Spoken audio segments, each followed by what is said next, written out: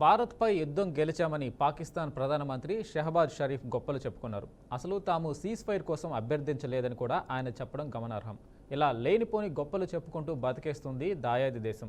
అయితే తాజాగా ఆ దేశ మాజీ క్రికెటర్ షాహిద్ అఫ్రీది మరో అడుగు ముందుకేసి కరాచీలో సోమవారం జరిగిన విక్టరీ ర్యాలీలో పాల్గొన్నాడు. ఇందుకు సంబంధించిన వీడియో ప్రస్తుతం సామాజిక మాధ్యమాల్లో వైరల్ అవుతుంది. ఇక పహల్గాం ఉగ్రదాడి సమయంలోనూ భారత ప్రభుత్వంపై, మన సైన్యంపై అతడు అనుచిత వ్యాఖ్యలు చేశాడు. గతంలో పాకిస్తాన్ ఆక్రమిత కాశ్మీర్లో పాక్కు అనుకూలంగా అఫ్రీది ర్యాలీ చేసి వార్తల్లో నిలిచాడు.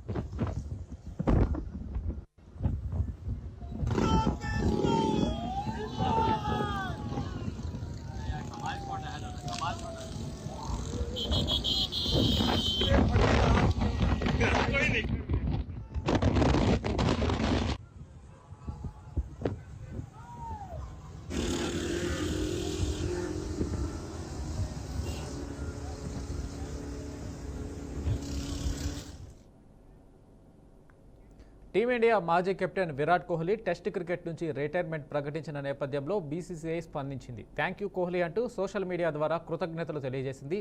భారత క్రికెట్ టెస్ట్ చరిత్రలో ఓ శకం ముగిసిందని, టీమిండియాకు కోహ్లీ అందించిన సేవలు ఎప్పటికీ గుర్తుండిపోతాయని పేర్కొంది.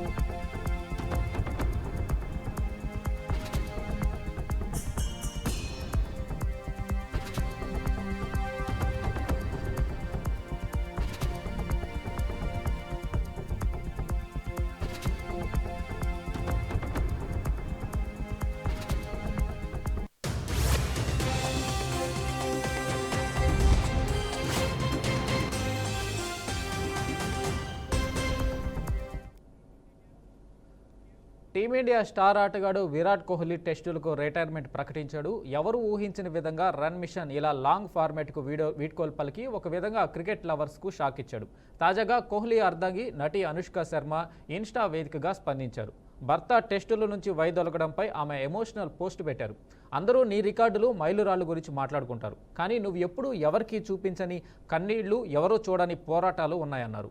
ఈ ఫార్మాట్పై నువ్వు చూపిన అచంచలమైన ప్రేమ తనకు గుర్తుండిపోతుందని తెలిపారు. నువ్వు అద్భుతమైన వీడ్కోలును పొందావు అని అనుష్క శర్మ తన ఇన్స్టా స్టోరీలో రాసుకొచ్చారు.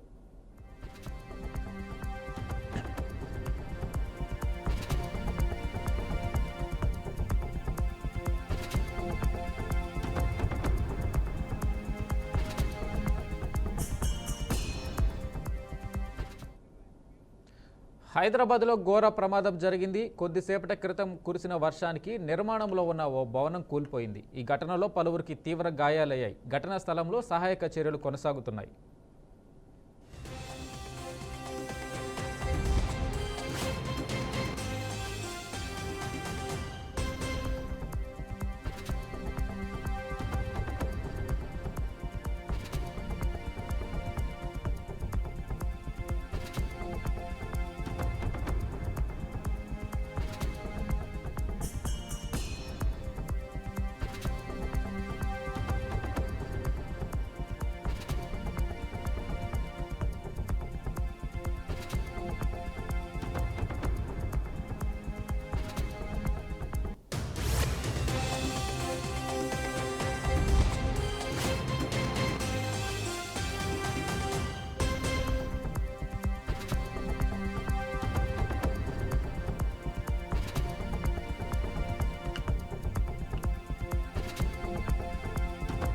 ఇక దీనిపై మరింత సమాచారం మా అవుట్పుట్ ఎడిటర్ వెంకట్ అందిస్తారు. వెంకట్ చెప్పండి.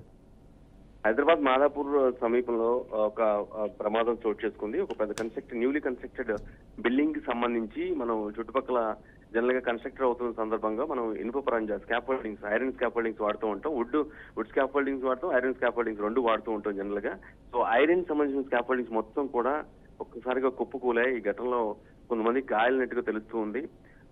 అంటే ఇనుము ఐరన్ జనరల్ గా పెద్ద కన్స్ట్రక్షన్ కాబట్టి ఆబ్వియస్ గా ఆ ఇనుప పరంజా వాడటం కూడా పెద్ద మొత్తంలో వాడతారు. సో ఒక్కసారిగా అది కూలిపోవటం వల్ల పలువురు దివాళ గాయాలైనట్టుగా తెలుస్తూ ఉంది. అయితే ఆ ప్రాంతం మొత్తం ప్రస్తుతానికి సహాయ చర్యలు కొనసాగుతున్నాయి. ఊహించిన విధంగా అంటే మేబీ వర్షానికి గాలికి కొన్ని ప్రాంతాలు హైదరాబాద్ లో ఈ వర్షం గాలి రావడం వల్ల ఆ గాలి ఇంపాక్ట్ కే ఇనుప పరంజామా స్కాఫోల్డింగ్స్ పడినట్టుగా తెలుస్తూ ఉంది. మన సీసీటీవీ ఫుటేజ్ లో కూడా చూడొచ్చు ఎలా ప్రమాదం జరిగింది అనేది కూడా మనకి స్పష్టంగా అర్థమవుతుంది.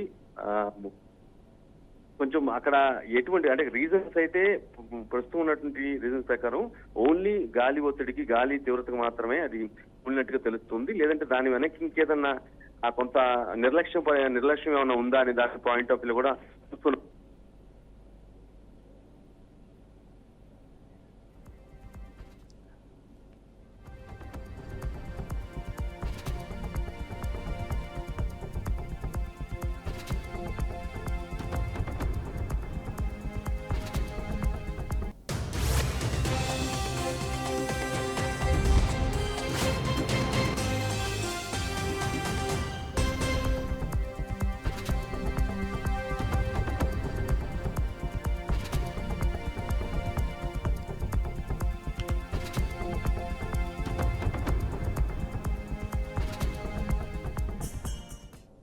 అయితే వెంకట్ అంత పెద్ద గాలి వచ్చి నిజంగానే కూలిందా లేదంటే కన్స్ట్రక్షన్ స్కాఫోల్డింగ్ కన్స్ట్రక్షన్ లో అంటే వాటిని నిలబెట్టే క్రమంలో ఏదైనా నిర్లక్ష్యం జరిగిందా, ఆ ఇంజనీర్ ఎవరో ఎందుకు జరిగింది అనే విషయంపై కూడా ప్రస్తుతం ఆరా తీస్తున్న పరిస్థితి కనిపిస్తుంది. ఇంకా మనకి నైట్ పూట కావడంతో చాలా ప్రమాదం తప్పింది. అదే మార్నింగ్ పూట అయితే దీని ఇంపాక్ట్ కాస్త ఎక్కువగా ఉండేది, ప్రాణ నష్టం కూడా పెద్ద ఎత్తున జరిగి ఉండేది అనే అనుమానాలు కూడా వ్యక్తం అవుతున్నాయి.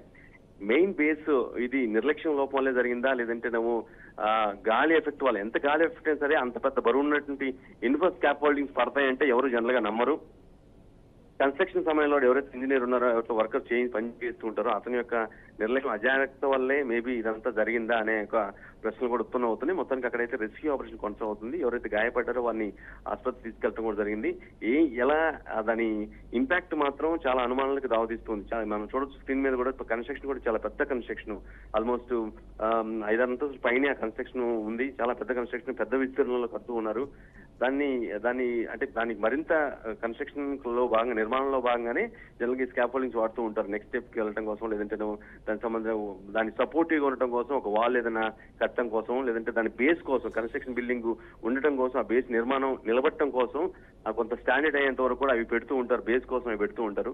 అలాంటివి ఇవి ఎలా కూలేవి, ఇంటి కారణం ఏంటనే పరిస్థితి పైన ఇప్పుడు ఆరాధిస్తున్న పరిస్థితి కనిపిస్తుంది వెంకటేష్.